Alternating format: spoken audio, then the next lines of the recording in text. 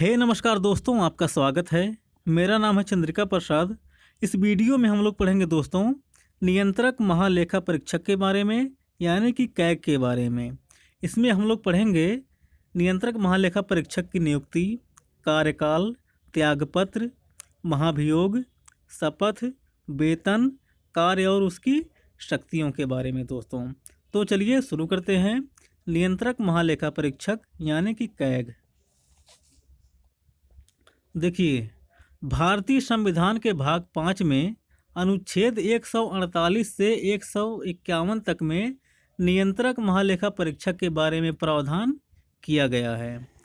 नियंत्रक महालेखा परीक्षक सरकार के समस्त खर्चों पर निगरानी रखता है और इसे सरकार के वित्त पर नियंत्रण रखने की जिम्मेदारी होती है दोस्तों।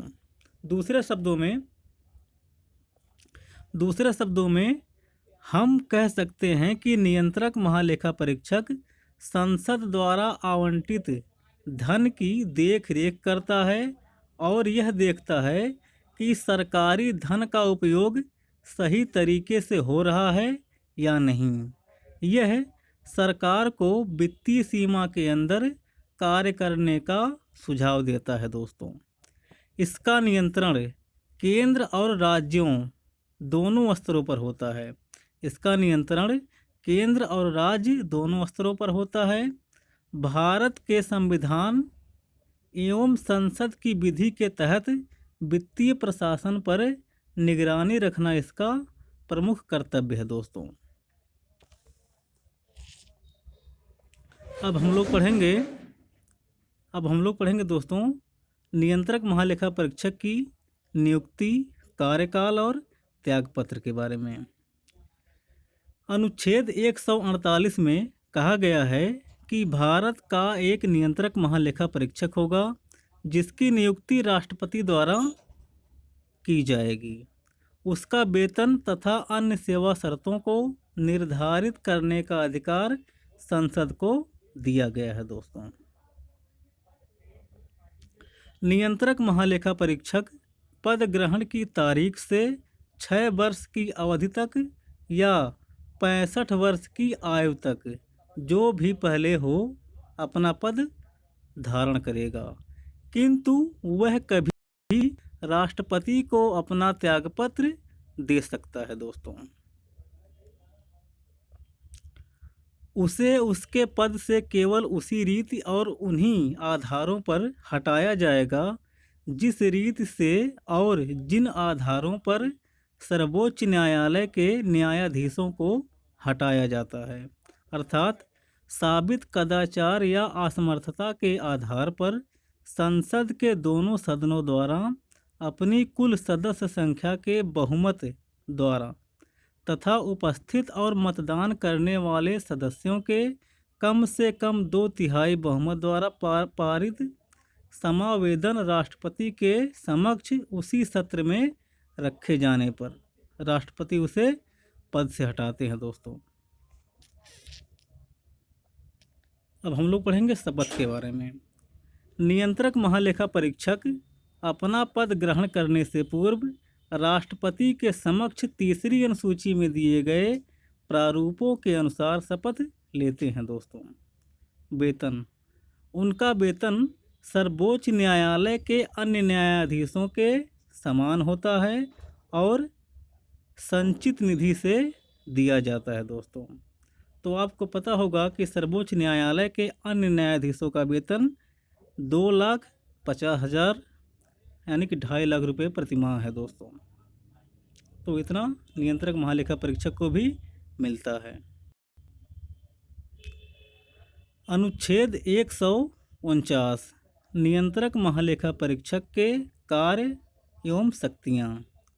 नियंत्रक महालेखा परीक्षक संघ के और राज्यों के तथा किसी अन्य प्राधिकारी या निकाय के लेखाओं यानी कि अकाउंट्स के संबंध में ऐसे कर्तव्यों का पालन और ऐसी शक्तियों का प्रयोग करेगा जिन्हें संसद द्वारा बनाई गई विधि द्वारा या उसके अधीन विहित किया जाए। तो संसद ने नियंत्रक महालेखा परीक्षक अधिनियम 1971 बनाकर उनके कार्यों को निर्धारित किया था, जो इस प्रकार हैं। नंबर 1, वह भारत तथा प्रत्येक राज्य और केंद्र शासित प्रदेशों की संचित निधि से किए जाने वाले सभी व्यय की संपरीक्षा करेगा, यानी कि सबको नोट करेगा, और इस संबंध में यह प्रतिवेदन यानी कि रिपोर्ट देगा कि क्या ऐसा व्यय विधि के अनुसार किया गया है अथवा नहीं। नंबर 2, वह संघ तथा राज्यों की आकस्मिक निधि तथा लोक लेखाओं से किए जाने वाले सभी व्यय को लिखेगा और उस पर अपनी रिपोर्ट देगा दोस्तों। नंबर 3, वह संघ और राज्यों की आय और व्यय को लिखेगा, जिससे उसको यह समाधान हो जाए कि राजस्व के निर्धारण, संग्रहण तथा समुचित आवंटन के लिए पर्याप्त जांच करने के लिए उचित प्रक्रिया तथा नियम का निर्माण किया गया है। नंबर 4, वह संघ तथा राज्य के विभिन्न विभागों के लाभ और हानि को लिखेगा और उस पर अपना प्रतिवेदन देगा। प्रतिवेदन का मतलब रिपोर्ट देगा दोस्तों। अनुच्छेद 150, संघ तथा राज्यों के लेखाओं का प्रारूप। संघ तथा राज्यों के लेखाओं संबंधी प्रतिवेदन को ऐसे प्रारूप में राष्ट्रपति या राज्यपाल के समक्ष प्रस्तुत किया जाता है, जो राष्ट्रपति नियंत्रक महालेखा परीक्षक की सलाह से नियत करता है।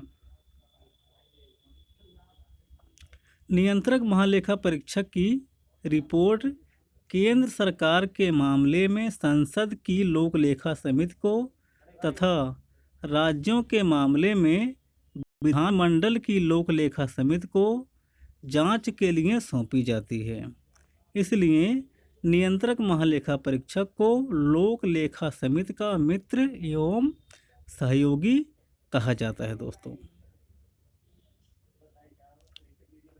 अनुच्छेद 151, संपरीक्षा रिपोर्ट। संपरीक्षा प्रतिवेदन। संपरीक्षा मतलब उसका लेख जो वो लिखता था उसका प्रतिवेदन मतलब यानी कि रिपोर्ट देगा इसके बारे में। प्रत्येक वित्तीय वर्ष